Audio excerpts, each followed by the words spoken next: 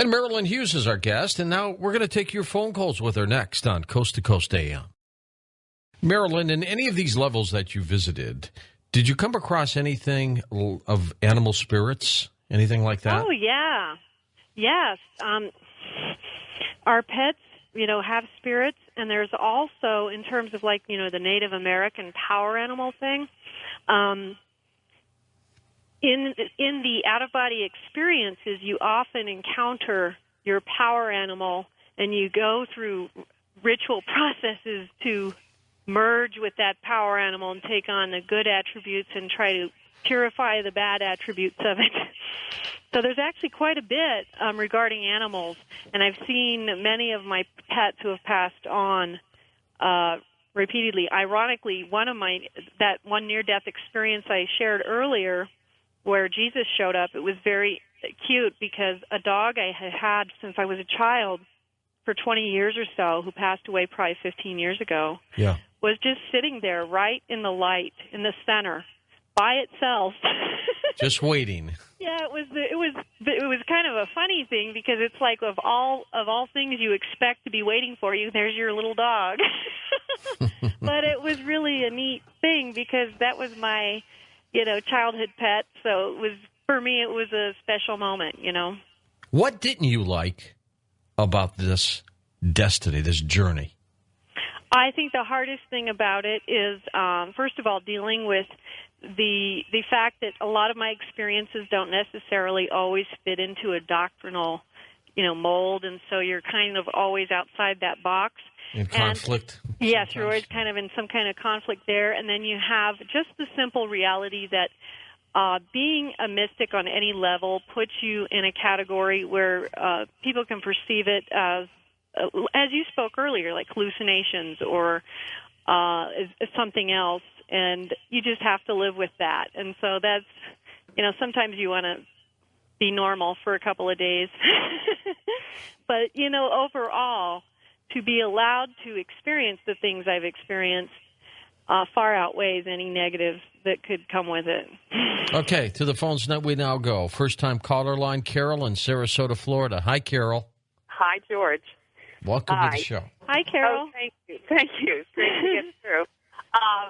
I have finally an opportunity to tell you about an experience I had 10 years ago, 10 or 11 years ago. I was, at that time, I think this has pertinence to the story, I was going to tanning salon when I lived up north. And what was happening was that I'd get in there and I'd get very relaxed. It's wonderful when you're in a cold climate to go in one of those things. And I'd go back to work, and I was full of energy, and I was slipping off. I knew I was slipping off when I was under the lights and all that electricity around me. It almost had an effect where it slipped me over into something, and I was able to meditate almost spontaneously.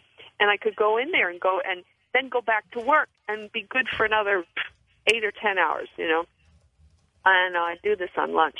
Well, one night I was home, and I was in a hot bathtub, and all of a sudden, before I even realized what happened, I was not in my body. It was a very spontaneous thing.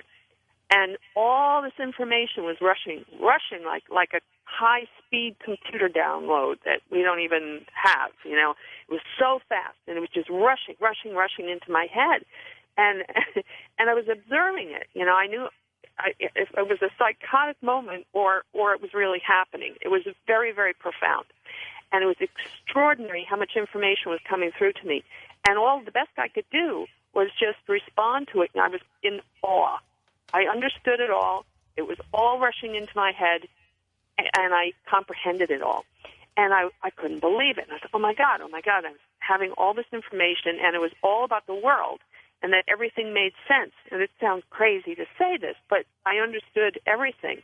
I understand that, and I love your analogy with the computer download. That is great. That is really what it's like. Yeah, and I was just going, like this. And yes. You are kind of in a state where you're just in such awe, and you are kind of like trying to catch your breath because it's just so amazing. Yes. Then what happened is everything centers around being warm because this is up in New York. Everything's so cold, and you're just trying to stay warm all the time. So So I'm in this hot tub in the middle of winter in this house, and all of a sudden, then the next thing that happened in the middle of this incredible experience, and I didn't want it to stop, was my cat, who used to come in. She would come in there when I was taking a bath, and she liked to be around the hot water. And she would push the door open with her paw and enter the room, with this grand entrance. And she'd go, like she walked in the door, she opened the door and came in the room and announced herself. And I snapped back and immediately had a splitting headache. Yeah. And it was going away, and then everything was going away. It was all going. And I was almost that last scrap of information was gone. And I was like, oh, no. And then I was trying to explain this to my friends and so forth afterwards, and it didn't sound, I don't know, it was a very difficult thing to explain to somebody that I understood everything and then I forgot it all. But everything was it all made sense. The whole world, everything that happened, it all was explained to me. And I saw how it fit together, and it was okay.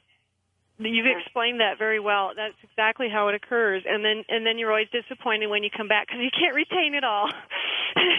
You got to be able to. You know what? You got to have a notepad by your stand there. I do keep a notepad by my bed so I can jot things down, and I think that's a great idea. And another thing that your experience, even though it was totally spontaneous, so you couldn't prevent this in any way, points out and reminds me of is how important it is when you're trying to attain to this experience is that you try to do whatever you can to keep those interferences, because that happens a lot, either with pets, children, appliances,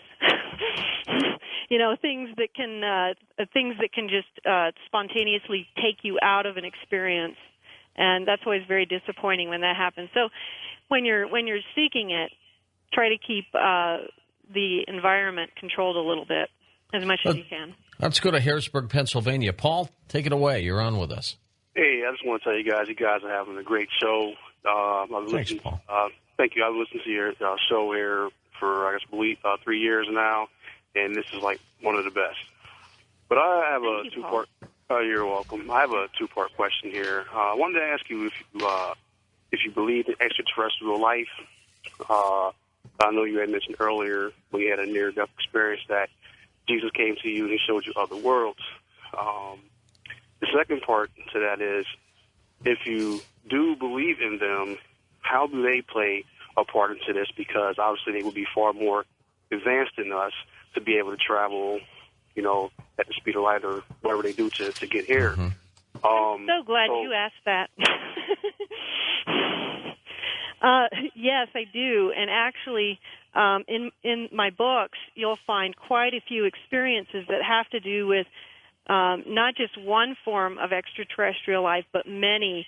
And one of the most profound and unforgettable experiences I had was when I was actually taken to a what's called the Galactic Council, and there were representatives from different planetary systems and universes. Mm-hmm. And I know that sounds pretty far out there, but it was an amazing experience. And you are absolutely right; they are very, very advanced. There is a presence that surrounds the Earth of this grouping. It's not one race. There are more than probably, I would say, 20 or 30 different races that are monitoring everything we're doing, and they're watching the wars that are going on. And one of the really profound things that happens is and I just actually, ironically, got to experience the mothership a few days ago. I had an experience there is a primary spacecraft, I just call it the mothership, and when you see it is like what our previous caller was talking about, that you're filled with this awe. And when I had it just a few days ago, I saw the crafts were coming in, the sky opened up, the galactic heavens is what I call it, because I have been taken to many different star systems, and the galactic heavens were opening up, and the first crafts appeared, and then when the main ship arrives, it's really profound. And Well, I'm sorry. The reason why I'm asking, because it was, I guess it was probably, about a month ago, I'm not sure if it was a dream or not, but it was just so real the way it happened. That in the dream, I actually was. To me, it seemed like I was taken out of my body. Is the best way I can explain it. And I actually was like in the air somewhere. This is open area, and I was coming through like a clearing in the clouds. And when I came through, I came to this huge table, and I had like this orb in my hand, and these beings were standing around the table, 7 beings, and they had orbs in front of them at this marble like table.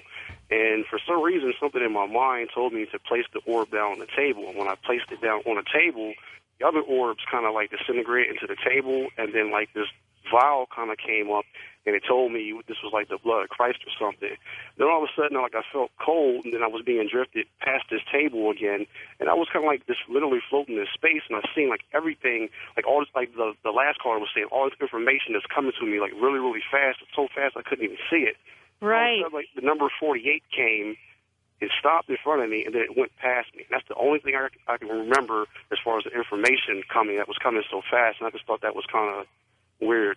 I think it's probably an important experience, and you might find out more about it. The fact that you were holding the orb and that the other orbs dissolved, to me, makes me immediately think that there's something to this in terms of something that you might have to do.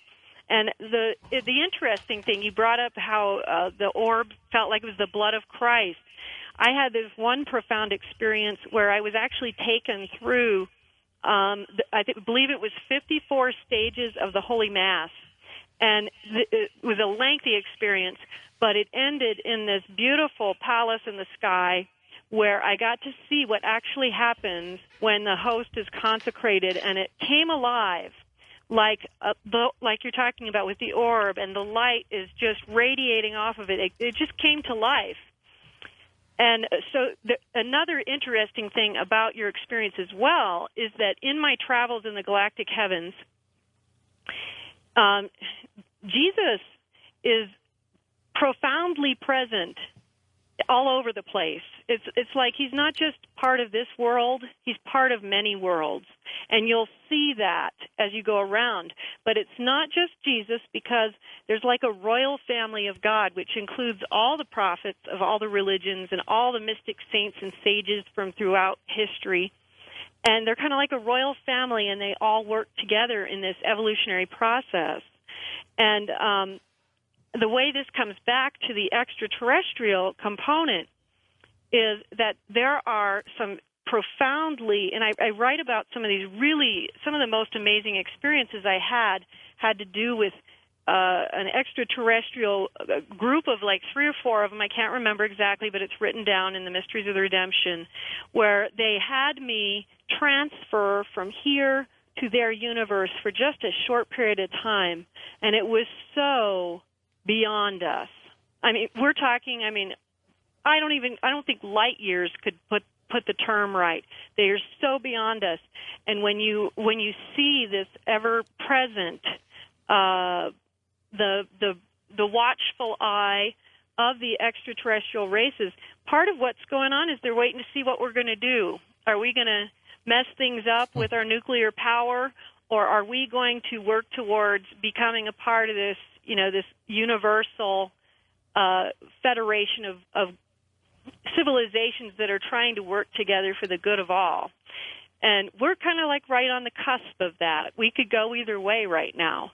So I'm glad you brought that up, because there really are some profound things. Another important thing about the extraterrestrials, too, though, is to remember that there are both extraterrestrials who are of a highly evolved origin, and there are also extraterrestrials that come from mortal worlds like our own, and they, too, are dealing with the battle between good and evil, and their intentions are different. And so those ones you have to be a little more cautious about. Well, those are the ones David Jacobs talks about. Yes. Prophecy through these various dimensions, realms, levels. Are you able to see the future?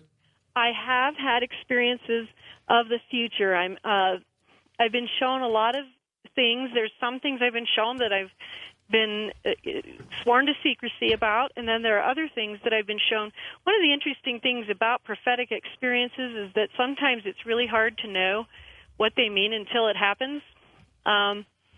for instance, when for 5 years or so before the World Trade Center incidents happened, I would have prophetic experiences about that. But of course, in my waking world, I couldn't even fathom that would actually really happen. So I assumed it had to be a symbolic thing. And then when it actually happened, I was like, wow. It was pretty kind of like a blown away kind of moment. There's a lot of things that I've been shown about some things that are happening right now and the things that are going to be coming up in the next 10 to 20 years. And it has to do with a lot of these global wars that we're dealing with. We're really on the edge of either destruction or a whole new evolution of humanity towards something higher. And it's I've been told that it's going to be a difficult period. It's going to be a very difficult period. And I do get things a lot about other people, things about that are more personal. Like, for instance, if someone's in danger, I might have something about, And you tell them, obviously. Yes, don't drive your car on this day. Would you tell them if you saw that they had died or something? Yes. You would? Now, there are situations, I should clarify that. Usually when I'm shown that someone has the potential of dying, it's because maybe they want to give them an option. Maybe the eternal, as I would call it, wants to give them an option. Otherwise, they wouldn't show me because it's none of my business. Right.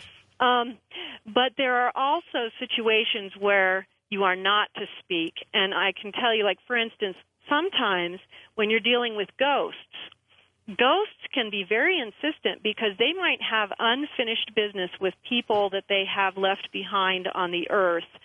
And there is a profoundly important eternal law which requires that you don't give this information to someone unless they really want it. And so if you go into a situation and you think, well, this particular person who has passed on really wants to share this with this other person, so I'm just going to tell them, even though they're not open to this, you can actually get yourself into some hot water.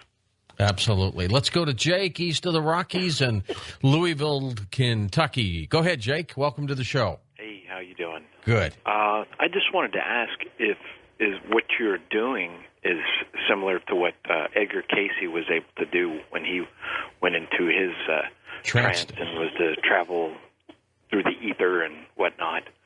And I also had another question, and I'll get off the air, if you have any recommendations for someone who's just getting into meditation and, experimenting with that. Sure. Well, one thing is go to her website, which is linked up at coasttocoastam.com.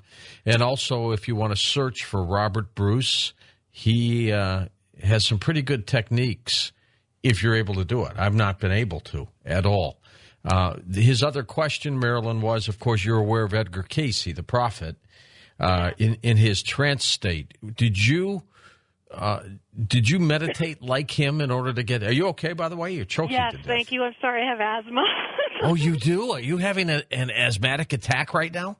Yes, but I think I've got it under control. Got all my little inhalers right on do hand. what you got to do don't push yourself. I apologize.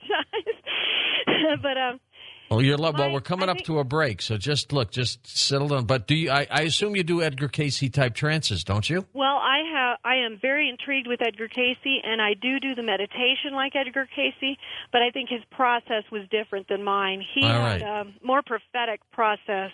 Mine is more. Take it easy. We're going to take this break. We're going to come back with final calls, and you tell me when we come back, Marilyn, if you can continue or not. If not, I'll just take the calls myself. On our next Coast to Coast program, Walter Cruttenden joins us. We're going to be talking about his theories of a binary star system here in our solar system and how it could relate to 2012. That'll be our next Coast to Coast show. And also Tuesday night, 8 p.m. Pacific Time, 11 p.m. Eastern Time for you Streamlink members, Glynis McCants, the numbers lady, and one of my dear friends, good person, will give personal readings and also tell you a little bit about your destiny number. Chat with her. Get in there early because they're going to fill up fast on Coast to Coast AM. And welcome back, our final segment with Marilynn Hughes. Marilynn, I want to check in on you here. How are you doing with that asthmatic attack? Much better. Thank you very much. Good. You've only got about 18 minutes to go here. So if we push you, you let me know, okay? Okay. I was going to point out one thing that might be helpful for the last caller. The Mystic Knowledge series at the website outofbodytravel.org is a series of 14 books that we put together that covers a lot of different subjects, and one of them is about extraterrestrials, and it contains all of my experiences involving extraterrestrials. And there's a bunch of other ones as well: spirit guides and guardian angels, reincarnation and karma, spiritual warfare, angels and demons, ghosts and lost souls. So that's a really good thing to check out, and of course, everything is freely downloadable. All right, let's go back to the calls. Bill in Los Angeles. Hey, Bill, go ahead. Hi, George. Hi, Marilyn. Hi. I'm glad Hi. you're better. Yeah. Thank you. I've always wondered if we're reincarnated, why don't I have a memory of the past lives, or could I have been just born for the first time in this lifetime? That's a great question. I'm not absolutely certain why we don't retain the memory, but I believe part of what it might be is that we have to take similar circumstances, bring it up from a subconscious level, and do something different this time around. And so if we knew exactly what we were doing, it wouldn't make the evolutionary leap quite as profound if we had the knowledge of all our past lives. But then on the other hand, I believe that it's also possible to start to attain some of the knowledge of your past lives when and if, it is so ordained and it just comes upon you. It's very unlikely that you would be just here for the first time. That's a very unlikely thing, but I'm sure it happens, but it's unlikely. Thank you. Very interesting. Sure, you're welcome. Good night. Okay. Are you at odds at all with any teachings of churches and things like that? Oh, of course. I'm ironically, I'm a Catholic, and the reincarnation thing is the biggest thing that is obviously an issue. It's not as much an issue for me personally because it's been shown to me in relation to purgatory and how it actually all fits.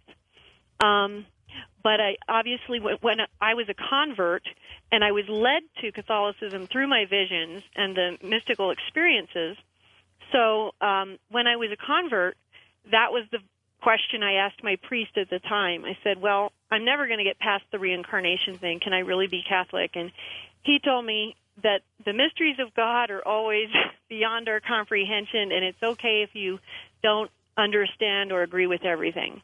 And so, yes, I do get at odds with different things. And obviously, I think, too, one of the differences that I've experienced is the Catholic teaching of hell is that it is eternal. And other mystics have had the experience that it is eternal. So I don't disqualify or discount at all the experiences of other mystics who have experienced things that are different for me. So I have my experience, and then I also take in the experiences of others. Okay, let's go to Joan in Chicago. Hey, Joan, go ahead. Hi, Marilyn. Hi, Joan. You're awesome. But I have to say, I have never ever heard anybody on the air, in a book, or anywhere saying things that I've been telling people for years. So we're on this wavelength somewhere, because I have a Catholic background, and I've had to pull things together, and it's only like within the last 10 years that I've come to not only believe in reincarnation, but experience, awesome things about my past lives. And I've shared them with people, and I actually got in trouble with some people I worked with because of it. They couldn't accept it, right, that I had an experience of them and their family in a past life, but I don't want to get onto that. But as far as the philosophy of Christianity, even Catholicism, and with all these other truths that are so obvious and you're experiencing on so many levels, I come to believe, and I want your opinion on it, is that Christ died to free us from the law of karma, that we are in purgatory. This is one of the purgatories. I always said that to my friends, that this is purgatory, and we would get reincarnated, and that if we find Christ, in Christ we can find a way out of this cycle of eye for an eye, tooth for tooth, and coming back and going back and forth. I kill you, then you have to kill me, or someone has to kill you. That kind of stuff. In Christ, we're free from the law of the karmic cycle of things, because then you could bring in Buddhism, you could bring in Hinduism, and you can see how there could be a big bang, and it could be expansion, contraction. Some of the religions talk about the universe going out, in and out, the recycling of things. And I've always believed that Christ, or I've come to believe that Christ is the the Godhead who came and can release us from it, and we can keep being reincarnated until we find Christ, and then we're released from it. Those who are left at the end are recycled. So to speak. I know this is just a gist of it, but I'd like to leave it for you to comment upon it. Okay, great. Go ahead, That's a great Marilynn. question, too. And what I would say about that is, in my experiences, Christ leads the royal family of God. He is the Messiah, so he's a different station than the prophets. And so he is above them. However, we also have, as you mentioned, the other religions, which have a great value and importance as well. And one of the things that's really important to realize is that not everybody is meant to become Christian or Catholic. There are people all over the world who are born into other religions very intentionally, because these religions all provide different pathways for different things that people need to do. And the other thing I really thought was an interesting point that you made was the experience of past lives makes it a very difficult position, because when that memory does come back, it's very difficult to deny the experience in favor of a doctrine, especially if you've had it over and over again. And that, I think, is one of the things that people who have these experiences struggle with, is because it's not about doctrine anymore. It's about, well, I experienced this, and I've experienced it a lot.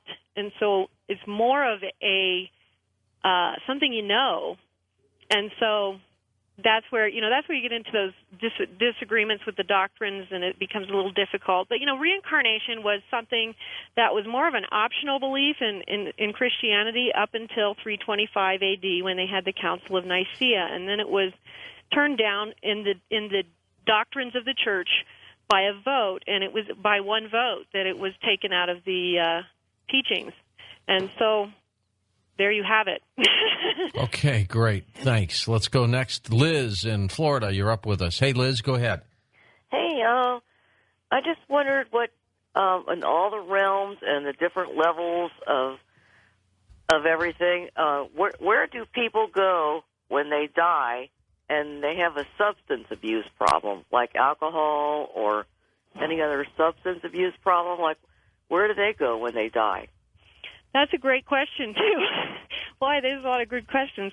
There are things that are set up for all sorts of circumstances, including substance abuse. And frankly, most of the time when you have a person with a substance abuse issue here, when they cross over, they will eventually be one of the people who helps the others who cross over with the same issue. So there is actually like little communities that people are then, energetically drawn to by their compatibility, where they're going to get assistance with that particular issue before they move on to the next level. And another example of that would be people who are terminally ill, people who are profoundly sick near the end of their life. There are little communities set up where they actually go through a spiritual healing process, because it's difficult to just separate from the body and then all of a sudden be like perfect. So you go through a spiritual healing where you like reacquire those that health. It's not that it's not available immediately. It's just that it's usually difficult for someone who's been sick for a long time to just turn it on and turn it off like that. So there's a process. So for every problem that you can think of, there is a community that deals with it on the other side. And it depends, too, because if you have a substance abuse issue and let's say you're also evil, then you're probably not going to go there. You might have to go somewhere else. But there's a lot of people who go to these communities where the substance abuse is not something where they've done horrible things because of it. And so there's all these different variables that come into it that determine that compatibility in the end. Okay, great. Let's go back to more callers now. Mike in Richmond, Virginia, east of the Rockies. Michael, how are you? Hi, I'm fine tonight. Hi, Marilyn. Hi, George. Michael. Hi. George, I've always actually called you before and talked to you about this, where I was in a dream and had somebody say something that turned the key that, as the other caller described, caused a massive download of information. And it was like remembering everything we had forgotten. And you're the first guest I've ever heard that described this sensation of knowing everything about everything, understanding it all. And I think Paula explained it very well in terms of how it all makes sense. Well, when you're in that experience, it makes sense and you get it. and it didn't just happen to me in a dream. It drove me crazy because I thought it might be dream stuff, but I actually remembered the phrase when I was awake, and it did the same thing to me again. Mm-hmm. But the only information I came back with is that there is something well beyond this, and that we are not who we think we are. Well, I think that's a good way to sum it up.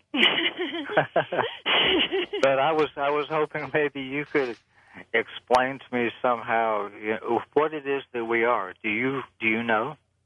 Well, we are spiritual beings. I'm sure you know that part. Yes, but absolutely. There's also going back to the previous question about the extraterrestrial element. A lot of us have origins that do not just reside here on Earth. A lot of us have elements from our spirit that come from these different galaxies. And a lot of people have been incarnating who have these ties to these other locations because they're trying to bring in qualities that these other star systems might contain. And so we are much more than just, we're spiritual, but we are galactic. Well, I know that it was, I was checking out of here. With the knowledge that I had, I was leaving, and it was my mind that said, you can't have that, and brought me back here. Otherwise, I wouldn't have come back. I was leaving. I understand the feeling. You never want to come back, but then you have to make that. You never want to come back. But then you remember all the responsibilities and stuff. But it's very difficult when you're pulled back and you don't want to come back, and then when that information that you had is usually gone.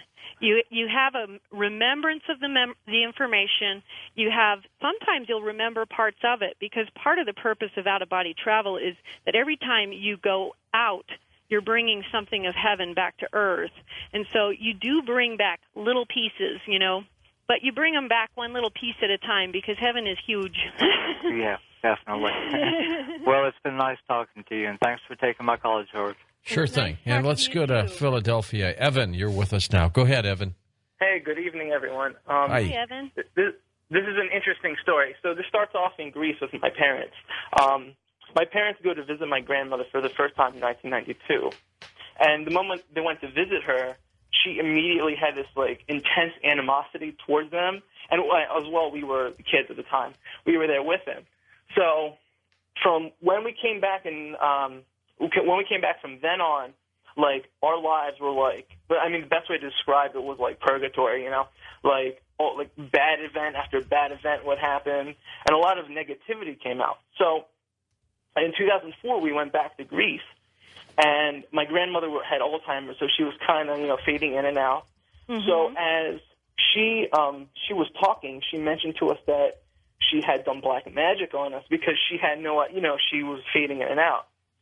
So we called some priests, and we were constantly trying to fight the black magic. And the moment we found out, when we tried to take retroactive steps afterwards, it started to get better. But around 2005, she was in that state, and she was like, I can see the light, but I can't leave my body. I can see the light, but I can't leave the body. So my mom called a monk who was in Greece, and he read some prayers to absolve her of what she's done in this life. And within 3 days, she passed away. Now, here's the kicker to the story. She came back, like, in a past life, and whenever my family would go, with the absence of my father, like, there was all kinds of activity, like doors shaking when there's no wind. There was, like, animals fighting on the roofs. But the moment my father would come, it all stopped. So how can I help her, move on with her life, move on to the next world, and leave that animosity behind? Are you Catholic? No, I'm Greek Orthodox. You're Greek Orthodox. Every time you go to Holy Mass, offer it for your grandmother, and make sure that you pray for her on a regular basis. Are you familiar with the Chaplet of the Divine Mercy? I'm not. I'm sure he isn't. Go ahead. You can go to my website, and there's a menu page called Dream Radio TV Station, and underneath that there's a sub-menu called the Chaplet of the Divine Mercy. And this is a devotion that I utilize because I work a lot with the dying as well, and this is very powerful. Jesus told St. Faustina that he guaranteed that for any soul that you prayed this chaplet for, they would immediately go to heaven. And I have utilized this myself, and I have found that it absolutely does work. You can go to the website and go to that page, and there's a video explanation talking about how this devotion was created and all that stuff, and then it also shows you how the devotion is prayed. And I would highly recommend that. But every time you go to Mass, offer it for your grandmother. Take 30 seconds, Marilynn. Tell us about the website and what's available there. It's outofbodytravel.org. We have 50-plus books on out-of-body travel and comparative religious mysticism. I have books for children and adults. Everything is downloadable for free. There's also a lot of resources on different religions and all the various practices that they have, and a lot of different stuff on there about out-of-body travel, the science and research, and other things. Everything is downloadable for free. Outofbodytravel.org. Come on down. Yeah, very good. Thanks, Marilynn. Go take care of that asthma. For Kara Scoburn, Dan Galante, Tom Danheiser, Lisa Lyon, Lex Lonehood, Sean Ladesseur, Ross Mitchell, George Knapp, Ian Punnett, and Art Bell, I'm George Norrie, somewhere out there on Coast to Coast AM. We'll see you on our next edition. Until then, be safe, everyone.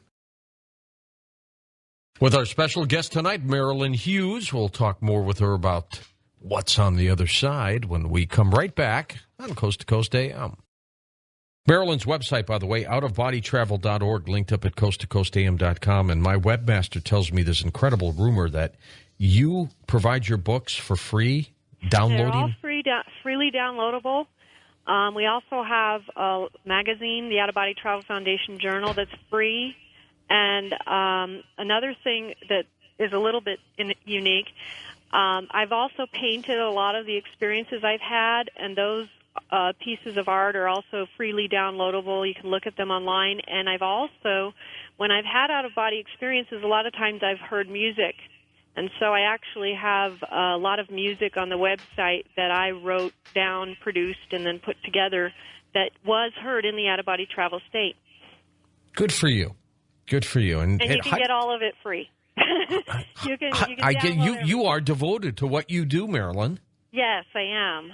Yes, I am. Good for you. You're a rare breed in this world, let me tell you. I had an experience a few years back when I first founded the Out of Body Travel Foundation, where I was taken to a really profoundly beautiful realm, and I was surrounded by literally hundreds of the prophets, mystics, saints, and sages of all the world religions from all throughout time. The avatars like Babaji were there. That's a Hindu avatar. And they told me that they wanted everything to be freely downloadable to anybody in the world on that site.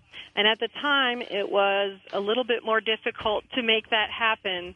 So they had to tell me how to do it, too, which they did the following night. And then I was able to start learning how to do it. Because it was everything that I did was taught to me in the spirit world. Well, give us some techniques, Marilynn, because I'll tell you what. Like I said, I had this OBE when I was 11, accidental, and ran me right back into my body, and I've never been able to duplicate it. However, during meditation sessions, there's no question that my intuitiveness has grown by leaps and bounds. There's no doubt about it in my mind. And there's also no doubt that in my dream state, I've been able to perfect some incredible things. But I've not been able to do the OBEs. So what do you do? Well, it's an interesting process. A lot of people have a lot of techniques, and I focus more on what I consider more lifestyle changes, which are you have to spend a lot of time in meditation. And when I say a lot of time, when I first started having these experiences, I could sometimes be in meditation for 6 hours straight, on a daily basis, because the level that you are going to go to consciousness-wise is so deep. See, I don't have that kind of time, though. Right. I can't do that. And so one of the things I try to tell people is, we all have different vocations. If it's not something you're able to achieve, it's not an indication of, any fault of that person. But what you have to do is you have to engage in a lot of silence, a lot of meditation, a lot of prayer and contemplation. You have to kind of put yourself in a really quiet place. And it's hard for a lot of people to do that. And, I was blessed that I was able to do this. It was ironically shortly after the birth of my first child, I have 3, when I started finding that this meditative thing was really, really important. You have to give it the time to be brought into the depths that it takes to enter into that vibrational state. And a lot of people have trouble with the patience on that. And, of course, sometimes it doesn't work for everybody. You have to continue doing that, and then there's a lot of things that you want to prepare for, too. Like we were talking earlier about the vibrational state. You want to prepare for what's actually going to happen when it occurs. Well, because you could you truly can get into trouble. It's like playing with a Ouija board. If you really don't know what you're doing, some strange things can happen. And like you said, you got attached by some entities that you didn't want around you. Right. And the only reason I was able to do that was because it was something I was called to do, and so I actually had the protection around me. Ironically, when I was doing the first stages of going into the lower realms, it was the Blessed Virgin Mary surrounding me in protection. And so I had a lot of protection. If you're not called to do something like that, you can run into some trouble, because you do want to have that protection. But I think that one of the things that people don't realize is just how, first of all, how profoundly deep a state of consciousness you have to go to, but that when the experience starts to emerge, you're going to have some sensations and experiences that are probably going to jolt you right back out of it unless you are preparing yourself and disciplining your mind to kind of like not react with shock. The first thing you're going to do is you're going to hear this very, very loud noise that we talked about earlier. You're going to feel this vibration that it's not a subtle vibration, as you probably remember. It's profound. It's like you're just thrust into it. And a lot of people will get fearful because it's very powerful. But you also then are going to connect to the mind of God, so to speak. Right. There's a certain sense where you go into this, there's an understanding that you have, like for a moment you understand the mysteries of everything, and you really do, but you don't retain it when you come back. You don't retain all of it. You retain little bits and pieces. But there's also a lot of other things. Assuming you get to that level where you go into the vibrational state, you've got the astral plane, because that noise you're hearing is the sound of the astral plane. That's the vibration of the astral plane. It's very loud. You're also going to hear a rumbling of voices because you hear the thoughts of humanity. So you're going to hear all these people talking, and you're are they like in distress, or what are they saying? You're just hearing their thoughts. And so some people are thinking, oh, gosh, so it's like a jumble of voices. You're hearing what's going on. There are people that are in distress sometimes. There are also people that are just, thinking. But you're going to hear this rumble of voices. And so once you're there, what do you do there? Well, there are several ways that you can actually get out of your body once you're in that state. After you've done it a few times, you're going to have a certain sense of what you have to reach vibrationally to be able to leave your body. But when it first happens, it's kind of hard to know what to do. You're kind of like, okay, well, what do I do now? So, you can roll over, and you might find that you'll roll right out of your body. Over time, you can learn how to consciously will it to happen. You can call for assistance from your guardian angels who will help you to lift out. But then once you get out, there's a whole nother slew of things that are shocking again. Remember, you're entering into another world with different laws. So you are a spirit being. Your senses are not confined to certain points on your body. They are universal. So you see, you hear, you feel everything from all points on your body. A lot of people get stuck right there because they try to walk. They try to move according to what we're used to in our physical bodies. And it doesn't work that way. It doesn't work. It's like wading in water. You have to, you learn the technique of realizing that when you think something, it will either appear, you'll go there, and you start to learn that that's how you travel. It's through your thoughts. So if you think of a friend, you might just end up looking over them in their bedroom and just, oh, good, they're okay. If you're thinking of a place you once lived, you might go there, and it's instantaneous. Another thing that I want to just backtrack just for a second that happens that sometimes really scares people and makes it difficult to complete an out-of-body experience is the fact that when you separate from your physical body into your spiritual body, there is a sensation of cessation of breath.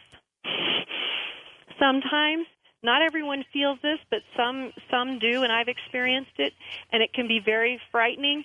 But you're not really not breathing. It's just that you are detaching from the physical body, which breathes, going into a different kind of breath of the spirit, so to speak, and you're not breathing in the same way. And so that can be very scary. What's the importance of using your astral body to go into these planes? What does it do for us as human beings? The importance is there's a lot of different importances. There's a lot of them. I would say the first and foremost thing that I would focus on is the purification of the soul. When you're taken into, and if you're allowing yourself to be guided, rather than, I want to just try and experiment and see if I can, prove that I did this or something. If you allow yourself to be guided by the angelic realms and stuff, you're going to progress. And you mentioned that in your meditations you're much more intuitive. As you progress in the out-of-body experiences, you become much more intuitive as well. But you also are shown things. You are shown things about yourself that you wouldn't see any other way. You would not be able to see. It's almost like seeing yourself through God's eyes, which can sometimes be painful, but it is very profound. And so, there's this whole purpose of purification, purifying yourself of your defects, finding the karmic thrusts, the things that have held you to the ground for sometimes centuries on end because you haven't been able to get past this one major issue. There's a lot of other reasons, though, to experience out-of-body travel. These ones are more what I would say are things that you should only be engaging in if you're called to do it. And you'll know if you are because you go through a series of trainings. Should you do it by yourself, though, Marilynn, or should you have a professional to help you or be with someone? Robert Monroe, when he was alive, he was one of the best. Yeah. Robert Bruce does a good job. But, these folks can't be with you 24/7. No, and I've never actually done it with other people. So I don't necessarily feel like that's the criteria. The first thing you're going to realize the minute you enter the vibrational state also, you're going to be seeing multidimensionally. So you're going to see all the people in the room that you don't see when you're in your physical body, and you're going to find that you're really not alone, even though you might think you are. You have all this help from the other side. You have friends who have passed on. You have spiritual guardians. You have guardian angels, and you have different kinds of teachers that come through and teach you different things during different periods of your life.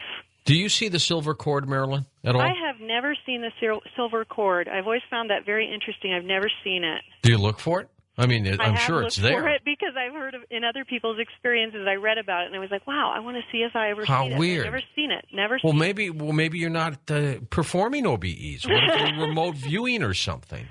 Well, no, it's not like that. It's very, very clearly that you are out of your body, and you're very, very clearly traveling to other realms. But the other, going into the other issue that you were saying about the importance are the things that you're called to.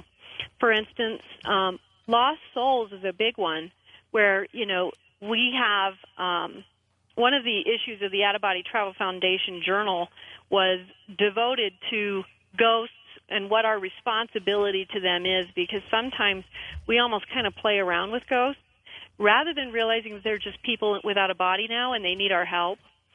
And so lost souls are people who need assistance, and so that's one of the reasons you go into out-of-body travel if you're called to do that, and that's one of the things I was called to do.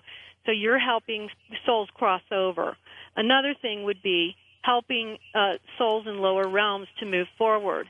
Another thing, when you're shown the energetic truth about a lot of different things. So, for instance, I receive guidance for not just myself, but for my children, for other people. Sometimes people will write to me, and I will just tell them I'll pray about it, and I'll see what happens, and sometimes I'll receive guidance for them. And so there's a channel of knowledge that you can be tapping into there that is very, very important. And so, the understanding of why we're here, we're all mortal beings. One of the things that I think that we forget in our lifetimes here is that this is just a little short stop on the big journey. It is. Like sands in the hourglass, as exactly. Soap opera used to say. And so, this is just a little stop. And so it's really important to take advantage of the time we have here to actually complete what we need to complete while we're here. We don't have a lot of time to do it, so we need to do it. Let's come to some conclusions here. One is we believe the astral planes exist. Well, actually, the astral plane is one of many, many realms, and that's just one of the realms. All right, so I gave it as a blanket right. theme. But the astral plane is actually like what would be the fourth dimension that overlaps the earthly reality. It's that one place, and there's innumerable other places. All right, so let's say these other dimensions exist. That's good. The difference between you and others is maybe you argue about how many, but you're all on similar footing there. Right. So we know that's going on. We know that the dead visit you. We'll talk about that, and then right after this break. But that they're in some of these realms and dimensions as well. Right. So we know that's going on. We also know that you can get there in your physical live consciousness when you're attached to your physical body. You don't have to be dead to do this. So we know that's a fact. Right. I want to know, when this was created, which was done before the physical realm was created, why? Why? Whoever did it, God, divine intervention, a freak of nature, whatever happened, why? Why as to why do we have it? Why do we have the ability to do this? Why do we have the ability to do this? Okay. Is it a communication device? Is it is it like the spirit comm phone to get to the other side, except we're doing it this way? I think that there is a certain truth to that it is a communication device. There have been mystics throughout the ages, and so this is not like a new phenomenon. It's occurred throughout time.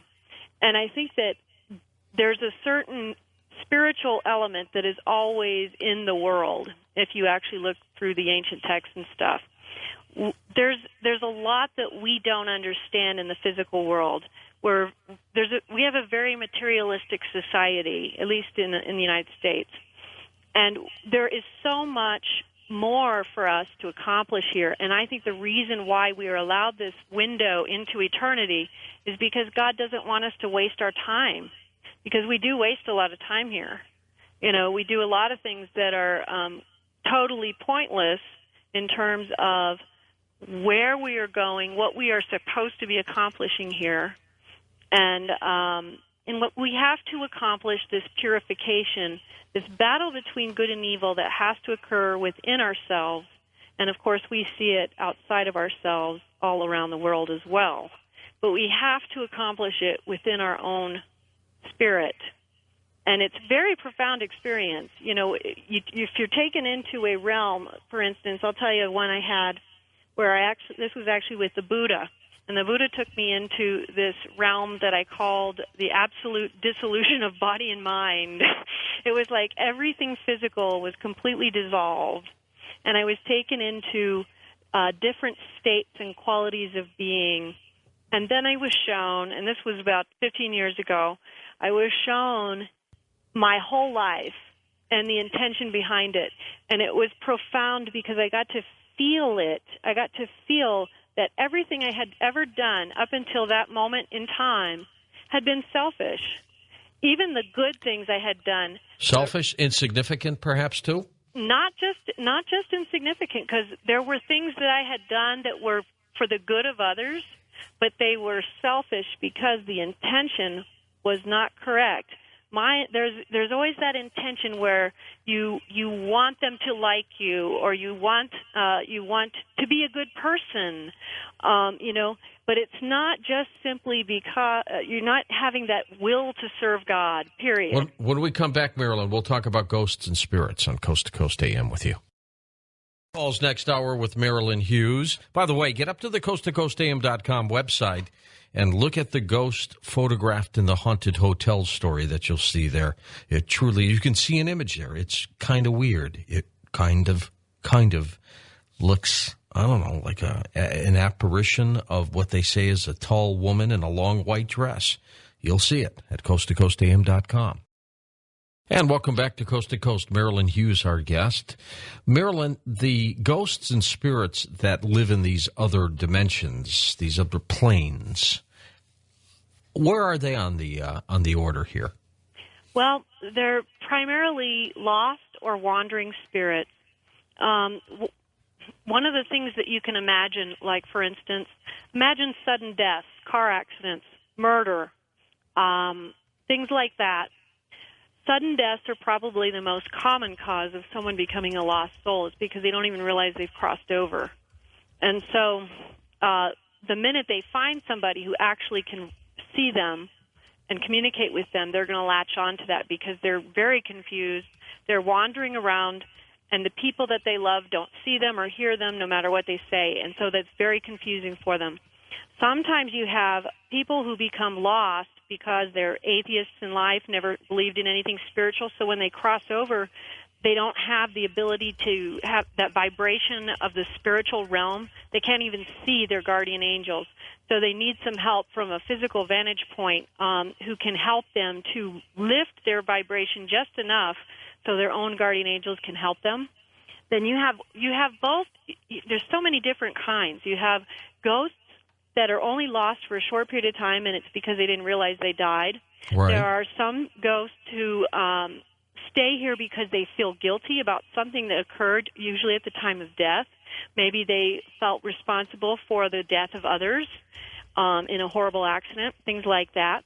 You also have situations like, for instance, mass disasters, airplane accidents, wars, things like this. And there are actually entire legions of angels that are basically considered like a disaster crew, and it's literally hundreds will come in and pull these souls out of the fire and the flames, because otherwise they would just wander around very confused, and so they'll pull them out.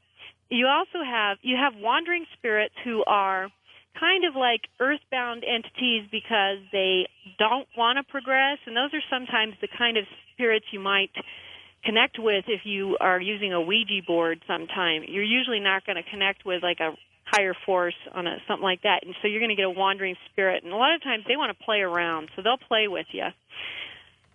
You also have, this is probably something a little different, you have souls that are actually doing purgatory, and these ones are different because these ones have to be here for something. So, for instance, let's say someone did something, and part of their purgatory is they have to stay here and assist somebody for a while. They have to help them with something before they can move And how on. do they do that? In a spirit form? In a spirit form, they will very subtly intervene with events and things to assist that person to get where they want to be or need to be.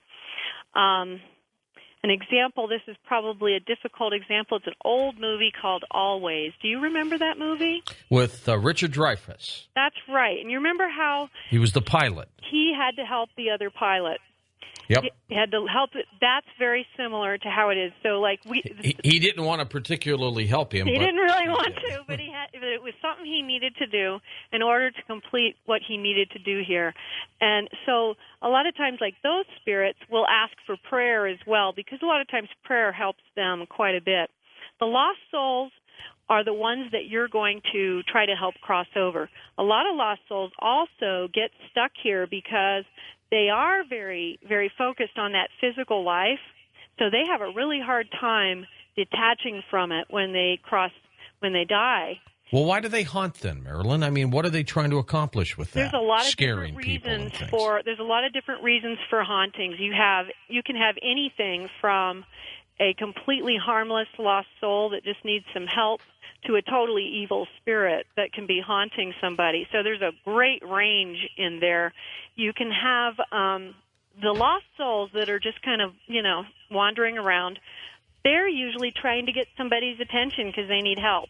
So they're very simple in terms of they're looking for somebody who can assist them in crossing over.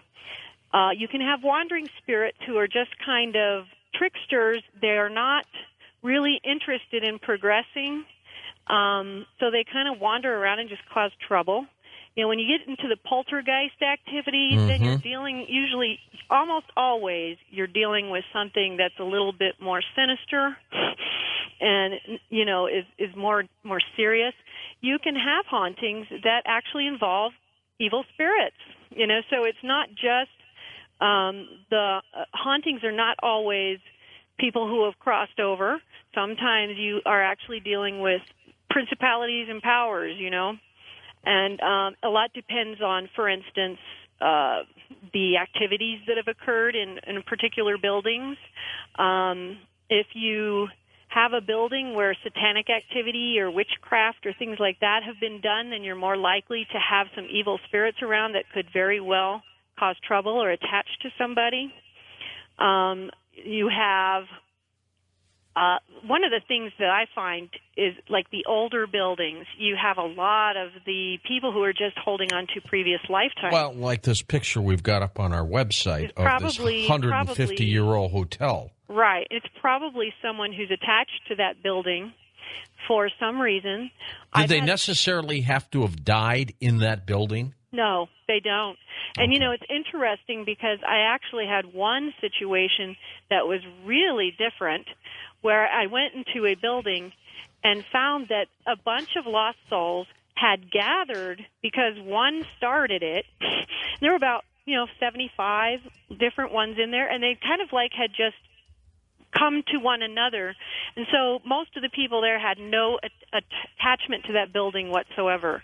And it was almost like the place, to the people who had lived there, it seemed very possessed because they had so many lost souls congregating there. And I really thought they had a situation of an evil spirit. And that's a good example of the energetic truth, because when I went in, I was like, oh, wow, this is totally different than what I would have guessed. Yeah.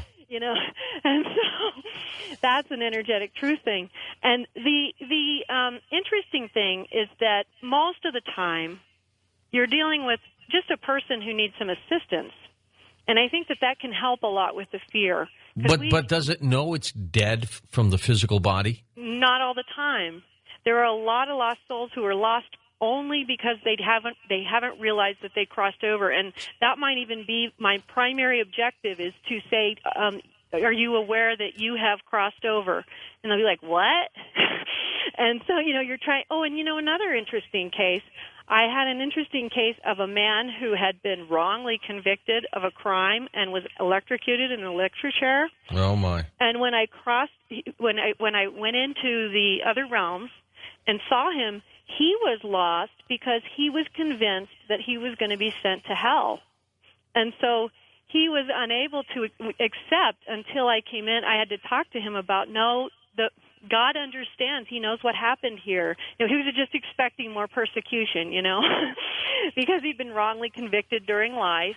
And so he didn't want to go. He just kept hanging around. Well, he was hanging around because he really believed in his heart of hearts that he deserved to go to hell. And he didn't. He was going directly to the light, and he did go to the light at that point. And he was like in such a state of ecstasy when when I explained to him, no, God understands you were wrongly convicted. You didn't do this. You're going to go right to the light. And then you also have situations like involving mental illness. You can have, like, if someone crosses over and they have a serious mental illness, sometimes that can interfere with their crossing over process, and they need some help. Well, does the mental illness go away in the afterlife? Not immediately. It will. It will as they cross over, but usually when they cross over, if they are in that intermediary stage, they're still in that personality of that lifetime, so they're going to be exhibiting that same personality and persona. A lot of lost souls become very attached to a time in their life. I've come across, I remember one. It was an old woman, and it was in an old building like the one you're talking about. And I went into the spiritual reality with her, and she was actually kind of difficult, which surprised me because, again, here's another energetic truth where she was actually kind of a tough cookie and was battling me, and she looked like this sweet little old lady. And she really was a sweet little old lady, but she was attached to this one moment in her life, and she kept reliving it. And there was this ball that had occurred in this building, and the person that she had been in love with in her lifetime, but he had married someone else, and she never married. She died an old woman, and she kept going back to this one moment in her life that was the happiest moment of her life. And she did not one of her few happy moments. Yes. And, in her case, yes, it was one of her few. And in her case, this is another case where eternal law came into place. She was haunting a family, and there were children involved. And so I had to get pretty tough with her, and I said, you're violating eternal law because you are scaring these little children, and that will not be tolerated any further. And she did not want to leave. And so that one actually was a 2 or 3 night engagement, which took, convincing her and also exerting some of that power, that light power that I was talking to you about that is given to you when you go through this training to get her so she was willing to let it go. So a lot of times, just being attached to your physical life here makes it difficult to move forward because as soon as we cross over, we have to, this life is over and a new life has to begin. Yeah, that's true. What age for a human being do you think is the age of where, if you're going to pass over, that's pretty good. I mean, one would want to live, I think, one's life to the fullest as long as you can. And then when it's time to go, you go. But what's the age where, if you do die and you go to the other side, you don't kick yourself saying you shorted yourself? 60, 70, 80, 50? What's the age where you say, I had a fulfilling life?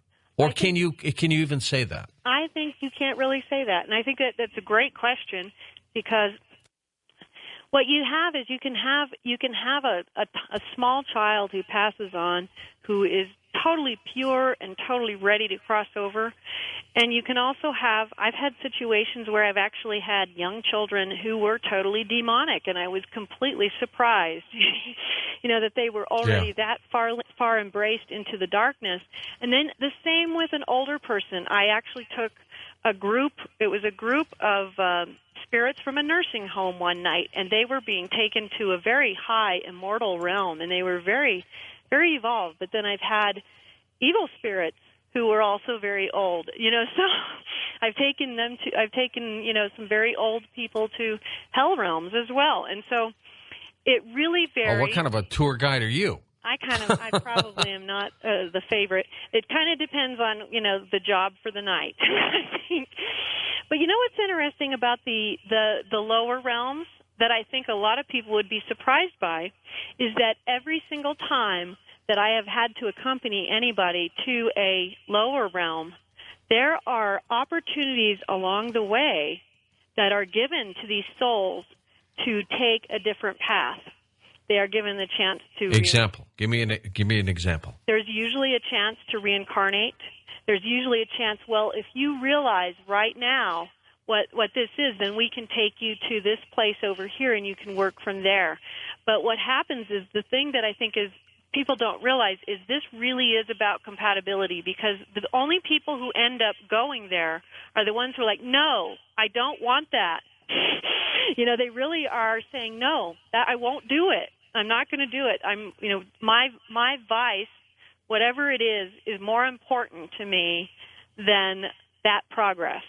And so it really is, there's all these opportunities that are provided, whether it be go ahead and reincarnate and you can try again, and we're going to put you in a situation where these issues are going to be presented to you in a different way, and and it's presented to the person who is crossing over all the things that they might have missed during life. So they're being taught before they go back. If they take that option, then they have the other realms. There are a lot of different purgatorial realms where you can undergo purification of things like these, and so those are always presented. And I've never seen a case except in one instance where it wasn't presented, and that was in the case of a serial killer. And he was just so profoundly evil that he just had to go straight to a very, very low realm. And how long does he stay in that realm? I'm not Forever? sure. For an eternity? I don't think so. It could. Well, what happens is that it can seem like an eternity because a lot of the people that go into those realms are very, very hesitant and unwilling to move or upwards. And so that's, I think, where a lot of this eternity thing has come from, because it doesn't, it takes a pretty rare soul to come from a place like that and realize, gee, I want to go a little higher. Because you have to remember, they're surrounded by people and spirits, I guess I should say, who embrace the same vices they have. So to make such a step is pretty profound when you're surrounded in a realm that basically exhibits everything, every vice that you've embraced. Does that make sense? Yes. And so it is very difficult, and a lot of souls don't want to go forward. One of the things that happens, and this is why vibrational raisings are so important, is that if you go into a realm that is higher than your level of compatibility, you feel like you're being crushed. And I was actually allowed to experience this a few times. They allowed me to try to go into a realm just above what I could go, and it's a crushing sensation. And so you don't want to go there until you're really ready to be there. And so that's part of the reason the vibration raisings occur, is to prepare you to go to those higher places. But these people in the lower realms, they're not even comfortable with these other places. It's not an issue of it's not really judgment, it's compatibility. Does that make sense? All right, and let me talk to you about angels, guardian angels specifically. Okay. Do we run into them at all on these realms? Yes. And the neat thing about the angels is that there are so many, and they are so varied, and they are so amazing. I remember one experience I had, this was a long time ago, was with a guardian angel that I had who looked like a Roman soldier. And he appeared to me one night, and I was actually taken into, it was like an empty coliseum or something.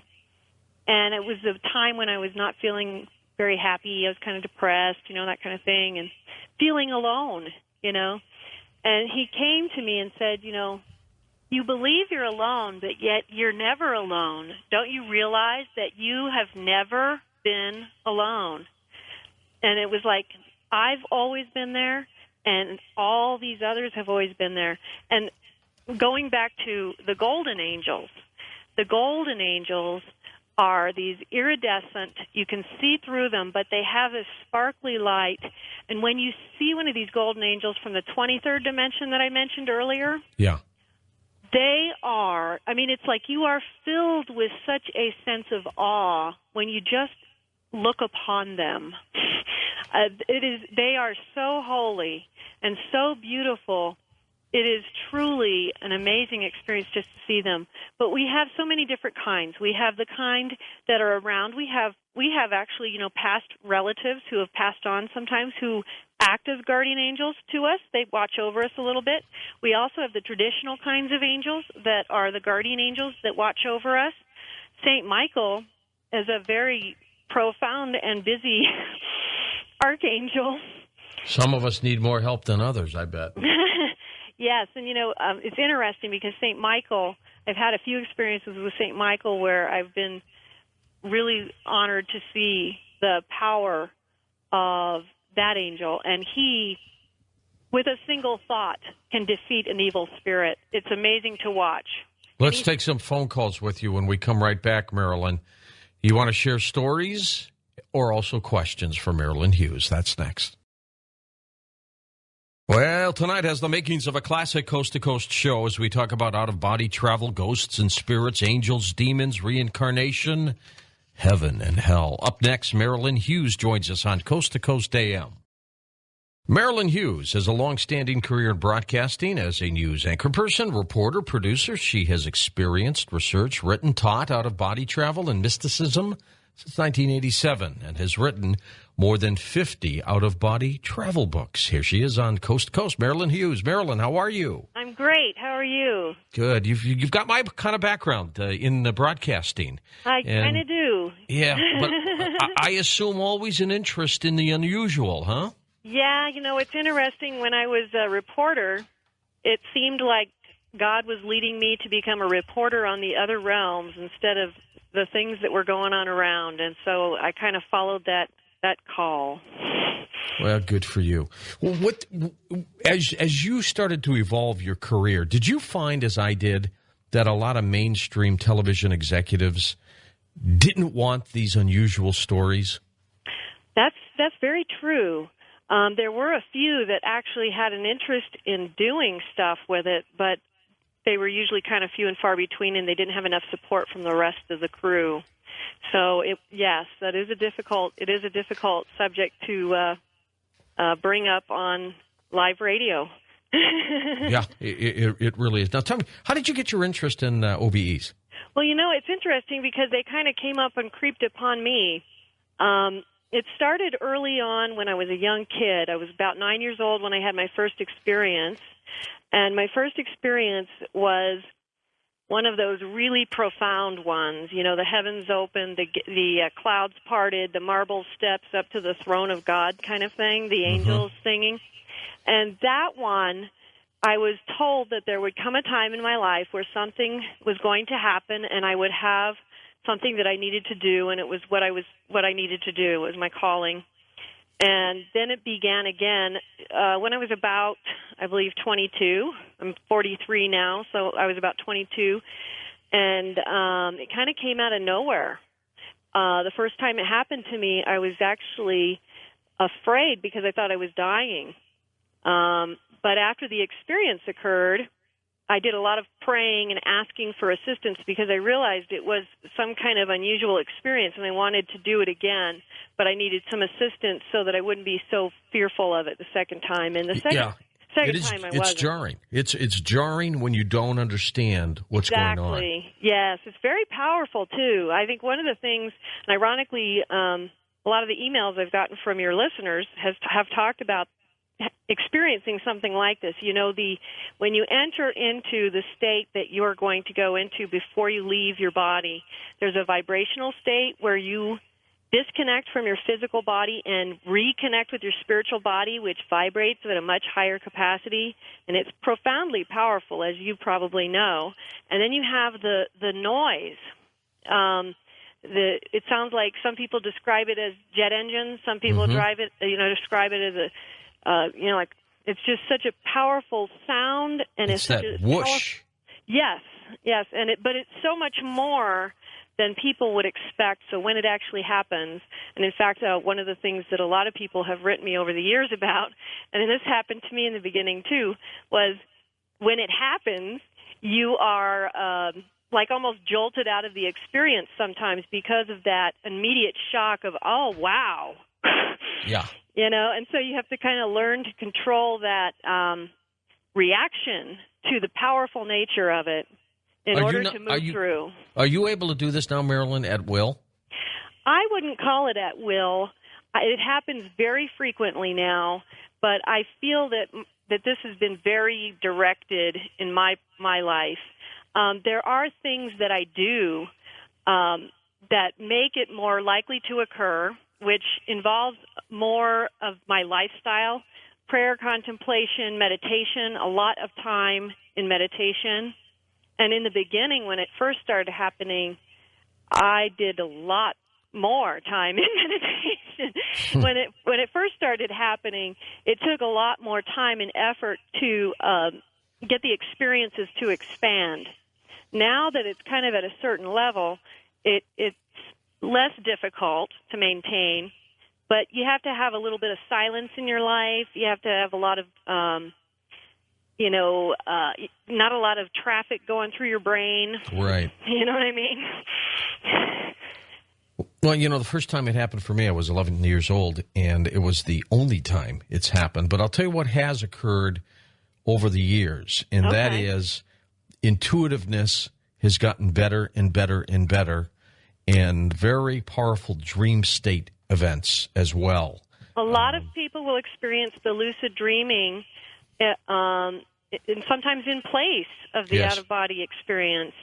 And that can be just as important. It's like an out-of-body experience that's experienced on a less conscious level.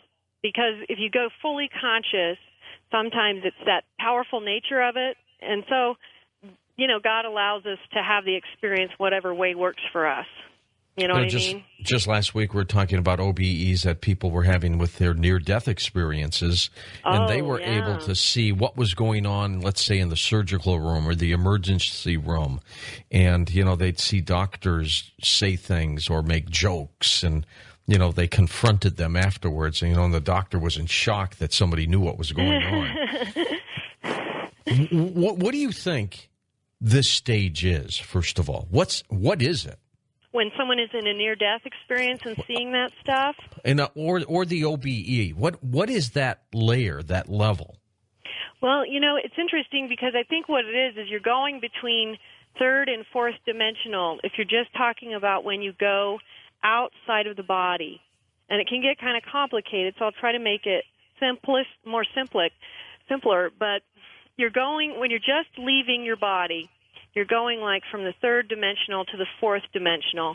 And when you do that, you do see what's happening in the physical world around you. But you can also see, like, for instance, if there are dead people in the room, angels, guardian angels, if you have any people around you, like relatives, sometimes ghosts, lost souls, things like that. But there's different levels. This is only like just the level that occurs when you just leave your body, because you have so many other levels that you can rise to. When you go like fifth dimensional and above, which goes like to ad infinitum, those are all the different realms of light, and there are so many profound different realms that are so different from what we have here. So you're entering into totally different worlds that operate by totally different laws than this mortal realm. And then if you enter into like the lower dimensions where evil, darkness, different levels of darkness and evil reside, again, totally different laws in those realms and totally different experiences. So you can have, a lot of people look at the out-of-body experience just from the standpoint of getting out of your body, wandering around like the earthly area, but they don't realize that there is so much more. There's so much more beyond that. There's all these profound realms of existence. You can travel forward and backward in time. There's actually different corridors that you travel to go to different types of experiences. There's a tunnel that takes you back through time if you're going to go into past life, for instance. Mm-hmm. There's these types of corridors that have like almost a cloudy nature that take you between some of the lighter realms up above. And then there's these ribbed corridors when you're going through like initiations into mysteries. There's a whole series of, I think that one of the things that's difficult to summarize without complicating it too much is just that there's so much. I remember when I had my first experiences and started writing them down, and I had probably, what's in the first couple of chapters of the Mysteries of the Redemption written down. I was like, wow, I've seen so much. That is so amazing. But I didn't realize that it's just the tip of the iceberg. Does that make sense? Yeah. Now, how often did you go through that lower echelon? Lower realms? Yeah, the realm we really don't want to stay in. Yeah, that's an interesting subject, too, because one of the things that happened in my experience was that I was taken to the realms of light first because I wouldn't have been able to handle the lower realms had I not gone to the realms of light first. You see, you were one of the lucky ones. Yes, I was very lucky. And, and it's interesting because one of the things that you go through, have you heard of vibrational raisings? Tell me what your take is on that, because I've heard of the vibrational You've heard of the vibrational state. Yeah. Okay, so when you enter into the vibrational state, which is what happens shortly before you're going to leave your body, and you hear all those profound sounds, at the same time you often will connect like to what I would call like the mind of God. You have like this sense of understanding things that you don't understand once you come back. And it's disappointing because you're like, wow, I understood all that, and then you don't retain it all when you come back. The vibrational raisings occur for the purpose of traveling to higher and lower realms. Because, again, if you go back to what the vibrational state is, you're disconnecting from your physical body, which physical matter vibrates at a slower capacity than the spirit.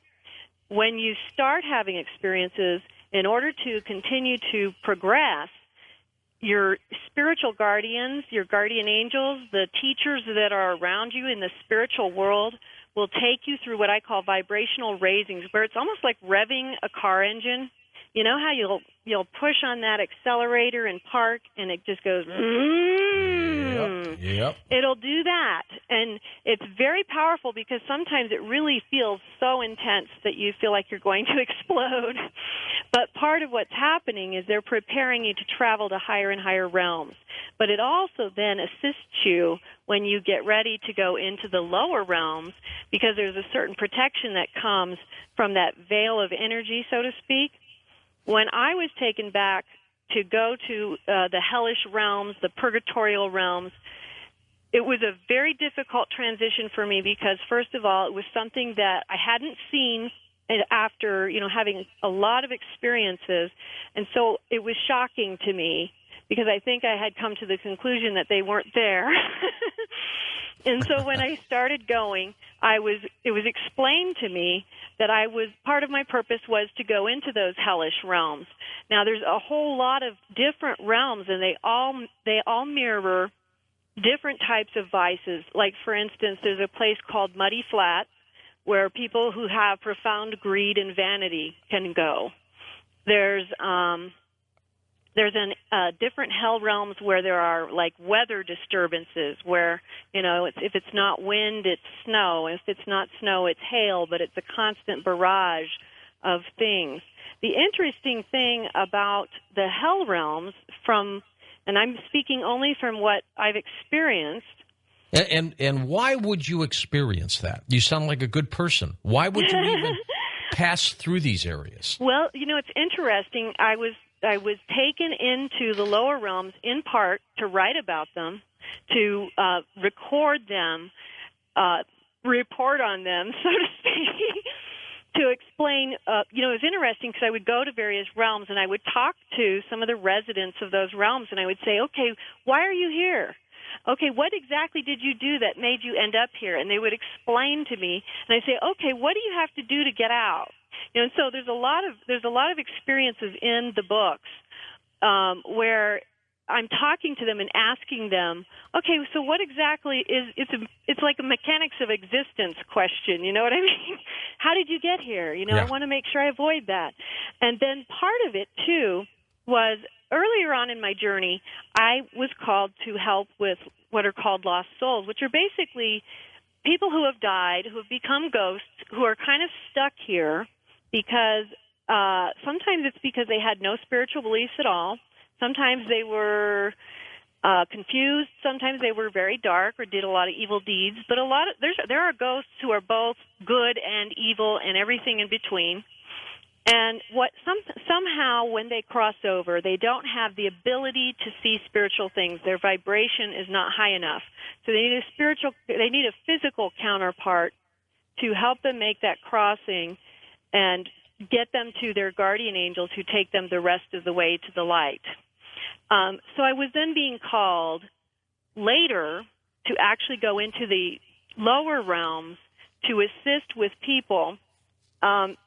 You might recall, like in the Old Testament, there's a scripture, I think it's in the Psalms, where it says, in the highest of heavens you are there, and in the lowest of hells you are still there.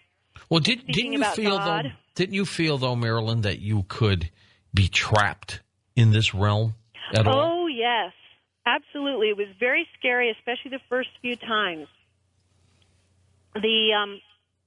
The purpose of going into them was, first of all, to record them, but second of all, and probably more importantly, is that whenever a soul is ready to take another step, as it says in that Old Testament thing, God is there. He sends help. So I was being trained to go down into those lower realms when there was a soul in a purgatorial or a hellish realm, to show them the exit to that particular hell realm or purgatorial, because there's both, and to give them the clues that they needed to go. Sometimes they would come with me. Sometimes they wouldn't believe me at first, but I knew that they were going to get out later because I showed them the way. A lot of times they were very hesitant and cautious because they didn't believe there was a way out. What if they weren't supposed to leave? Well, I wouldn't have been sent to help them if they weren't ready to leave. Oh. What happens is it's all about compatibility. When you go down, when it comes to where we go after death, it's all about compatibility. So whatever we are at spiritually at the time of our own death, we will resonate to a realm that reflects it. And so what happens in these lower realms is when a person takes a step and they're ready to go higher, even just a tiny bit higher, it's recognized by God and He sends help. And He gives them a chance to go back and get out of that realm, go to a slightly higher level. It's all about this constant process of purification that we're all trying to do, which is to, purify ourselves of our defects, move closer towards the holiness of God. So it was It was going in to help these souls get out. And, you said, wasn't I afraid that if I went in, I couldn't get out? That's right. There were some things that some people might actually find quite shocking. There are some of these realms that I actually had to undergo in the spirit an exorcism when I left them, because it was not possible to go in on a rescue mission and come out of that realm without taking on some dark spirits and dark energies that had to be exorcised from you before you return to your body. They attach themselves to you, don't they? They did, yeah. And it was like jumping into, I don't know, some people might be familiar like with a bog or a muck pond. They're more common in the Midwest, but it's a pond that doesn't have any running water to it, doesn't have a stream or anything, so it's just like a stagnant pond where all kinds of nasty things grow, and if you jump into a bog, there's no way you can get out of that bog without smelling awful. It's kind of like that. They have found many skeletons in bogs. Have they? Yes. Well, that's not... Animals and humans. Yeah, people and animals that have gone into bogs and they have never come back out again. It's almost like quicksand. Yes, it is. And it's also there's a stench to it, And it was interesting, too, because in my original, when I first started getting trained to go into these hell realms, I had to actually start, learning to what's called veiling your energy, because you don't want to be identified, because you will be attacked. What is that, veiling your energy? It's a way where you subdue the light so that you can look like you are one of the inhabitants of this realm, so that you will not be attacked, because you will be attacked if the people that you're not there to rescue recognize that you're there, because obviously they're dark, there's evil in those realms, so they're going to come and get you. Let's find out how you got out of there when we come back. Pick up the After Dark magazine. You get free 2 classic CDs, interviews with the late Father Malachi Martin that Art did a long time ago. When you subscribe or renew, we'll send that to you, too. 2 CDs, 2 programs. Call 1-888-727-5505 for the After Dark magazine, or go online at coasttocoastam.com. And welcome back to Coast to Coast. We're with Marilynn Hughes. Marilynn, we're going to talk about that dimension you were in. Did you utilize your news background a lot when you started to investigate all these? I did a little bit. And I think it kind of evolved into a little bit of a different technique, because it was kind of directing itself. So there was a lot of, frankly, I think one of the things that's interesting is a lot of people will ask me, I get these emails a lot about wanting to control their out-of-body experiences. And I'm always telling them, you don't necessarily want to, because when you allow what I call the eternal, which is, God and all his angels and messengers and all those who are helping us, they know where everything is, so they lead you to this. If you try to direct it yourself too much, you can actually not have anywhere to go, because you don't know where to go. So true. Okay, so you're down in this realm, the realm you didn't want to get stuck to. Tell me what happened to you. Well, I'm kind of compiling a bunch of different experiences like that. There's different ways that I would get out of situations like that. I have a lot of experiences written in the Mysteries of the Redemption about my battles with the dark side. And in order to explain that, in the second section of the Mysteries of the Redemption, I start going into this period where I was being taught how to battle for the light in situations like this. So there's a certain light that is given to you that you are able to actually emanate from your spiritual hands. There are certain commands that you can give to a dark or demonic spirit when they are violating any kind of eternal law. There's eternal laws that you just don't violate, and if you do, you're just in trouble. And so the demonic spirits are very familiar with those laws, and they actually cower and get pretty scared when that's brought up to them. And what actually happens is they get sent back into the lower abyss. if they don't cooperate. You know, you can offer them the opportunity to be altered into a different evolutionary form, or they kind of have to go back to the lower abyss. And it's kind of hard to explain and summarize what I'm trying. The other thing you do, you call out to Jesus for help. I've had a few battles where I actually had probably one of the really neatest experiences I had. I was in battle with a demonic entity, and Jesus came, the Blessed Virgin Mary came, but the really neat thing was that the Buddha showed up.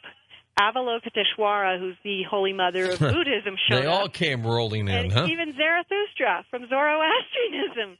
And he was so awesome. Yeah, he's a real warrior. So it was really awesome to see. Okay, well, we'll get back to that realm in just a second. But okay. Let's also talk about the positive end of all of this, too, and that is these evolution. How high up did you go on this pecking order?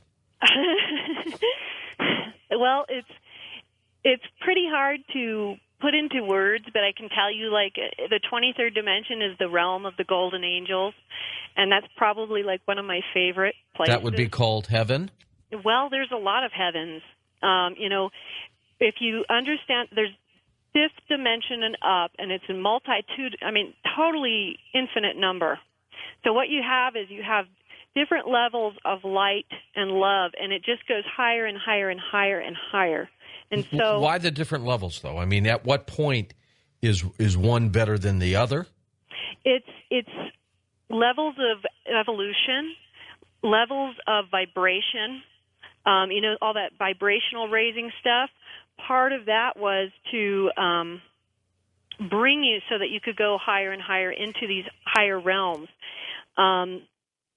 I started out with a teacher who called himself Emmanuel. It wasn't Jesus, but his name was Emmanuel, and he lived in this realm that had these beautiful pastel colors of all, you know, pinks, blues, purples, yellows, and it was just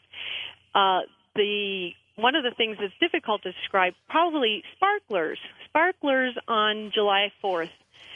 When you go to these higher realms, that kind of sparkly light is everywhere.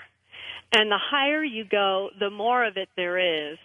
The higher you go, the more vibrant the colors are, the more intense you feel the love of God, the more intensely do you understand, like, a greater purpose in all that's happening here.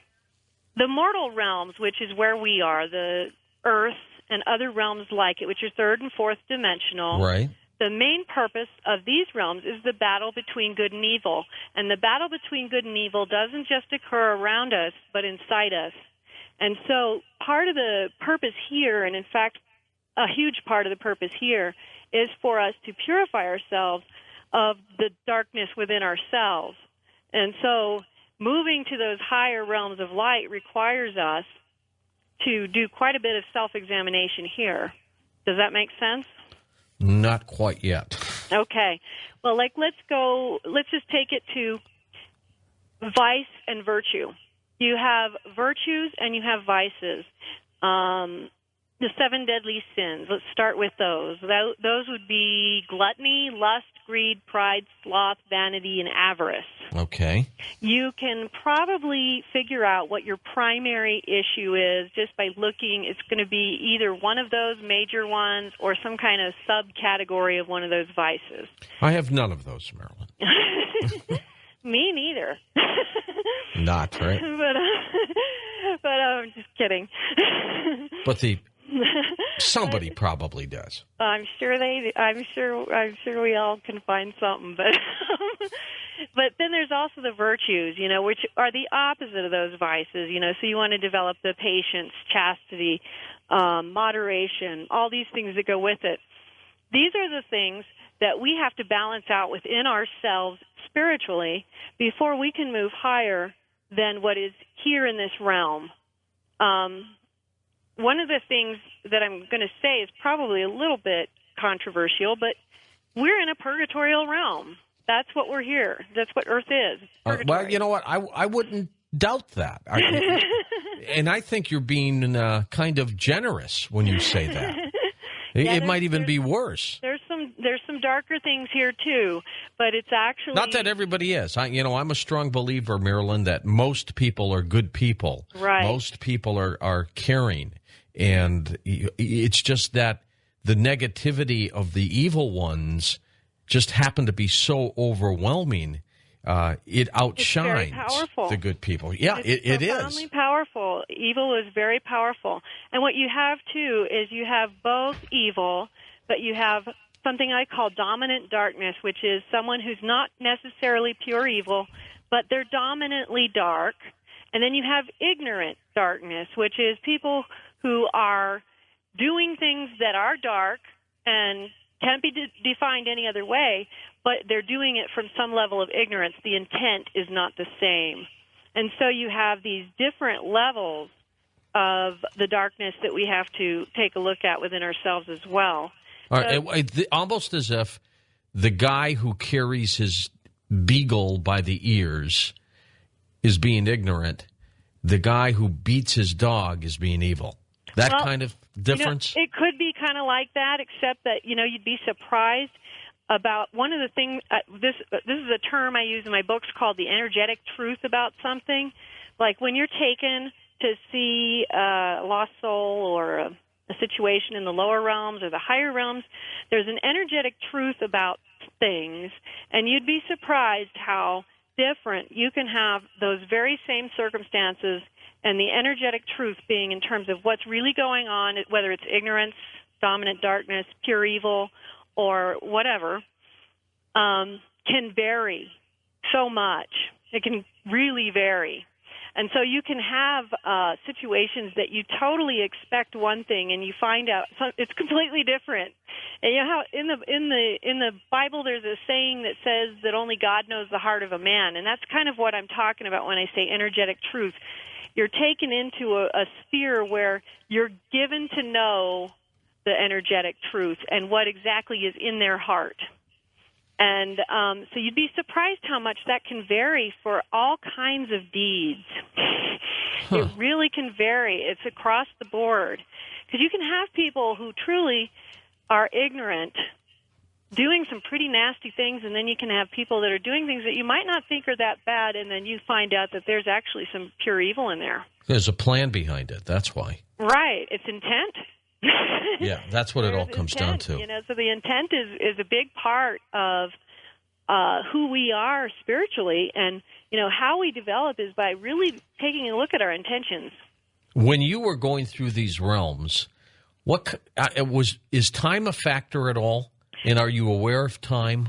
You actually go into a state of what I call timelessness, and you enter into where, like, for instance, I could be gone for 2 weeks, what would appear to be 2 weeks, and be back in seconds, a couple hours or seconds, yes. And it can also be where you can have something that seems like you've been gone a long time and then you're not. So it's the same. There's a state of timelessness where you can go backwards and forwards in time. You can actually go into the future, not just the past. And all time is simultaneous. And so, like in terms of talking about the purification and trying to identify things, one of the primary issues that you'll see in the very beginning is traveling into previous lifetimes. And the reason this occurs... You mean reincarnated lifetimes? Yep. And, one of the interesting things about this is that a lot of people don't realize that reincarnation and purgatory are intertwined because we're in a purgatorial realm. Reincarnation occurs because there's something that we're doing over and over again that we're not getting right. And when you actually start going into these past lives, you see the pattern, and you're like, oh, I keep doing that. Now I got to figure out, since the way I handled it all these times was this way, and then I tried that, and then I tried that. So none of those apparently worked. So what is it that I'm supposed to do with it this time to actually transcend it? Does that make sense? Yeah. Now, why are people who are alive able to travel this way or to get into these realms as someone who has passed on as well? Why are we allowed this glimpse? I think it's because it's a vital component to the ability of mankind to evolve. If you look throughout our history, I have a huge library of ancient sacred texts in my house, and it contains all these writings of mystics from throughout time and throughout every world religion, and some that aren't of any religion, and they've always been around. And if you look at it, it's almost like a cycle of knowledge that when you put it together, you get this much bigger picture. Because one of the things I really like to do is read all these other mystics, because one of the things I've learned in my experiences is that you can never contain all the knowledge yourself. So God gives each of us a certain little mission, but if you actually take in the knowledge that was given to others in their mission, there's a bigger picture that comes together. You're getting a bigger part of that whole cosmology. I believe that we are allowed to do it because it shows us why we're here and what we need to do to move to the next level. And I can really summarize that because I had a near-death experience about, 5 years ago. I've had quite a few near-death experiences. I have heart failure, and I have some pretty close calls occasionally. Oh, my God. And so I had a close call about 5 years ago, and I had a really great near-death experience. It was really awesome. Jesus appeared. He took me through the light. He actually allowed me to tour the worlds of the universe, and it was so beautiful and so awe-inspiring. And he actually gave me the choice. He said, you can stay or you can go back. And I decided to go back because of my children. But what he showed me was he wanted me to know that the purpose of all of our lives is to go from selfishness to selflessness. And he said the whole path can be summarized in that simple understanding. And so he was showing me the progress I needed to make on that path of going from selfishness to selflessness. And he showed me where my children were, the things I needed to do to help them out. How did you know you weren't hallucinating or dreaming in this kind of near-death state? Well, that's a good question, because I think that to be fair, I think you have to say that nobody really can say for sure, whether or not that they've been deceived in some way, because that can happen. You can be deceived. But at the same time, when you have these experiences, they're not dreamlike. It's like you are physically there, and it is so conscious. You're more conscious than you can even possibly be in your physical body.